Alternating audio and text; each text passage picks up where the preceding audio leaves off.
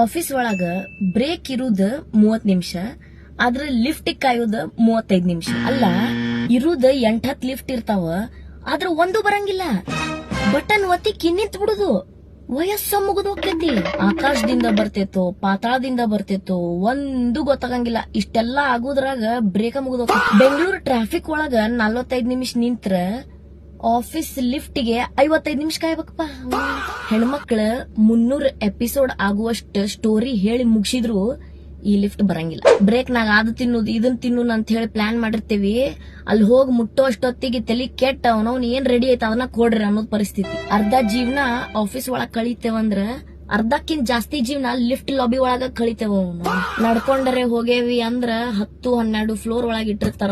Ground floor ನಾಗ ಒಂದ್ ತಟಕ್ ಜಾಗ ಕೊಟ್ಟು ಬಿಡ್ರಿಪ್ಪ, ನಮ್ ಕೆಲಸ ಮುಗಿಸಿ ಹೋಗ್ಬಿಡ್ತೇವಂತ. ನಿನ್ನೆ ರಾತ್ರಿ ಬಂದ್ ಲಿಫ್ಟ್ ಒತ್ತಿಗೆ ಬಂದೇನ್ ಗೈಸ್, ಇಷ್ಟೊತ್ತಿಗೆ ಬಂದಿರ್ಬೇಕು. ಹೋಗ್ ಬರ್ತಾನಂತ.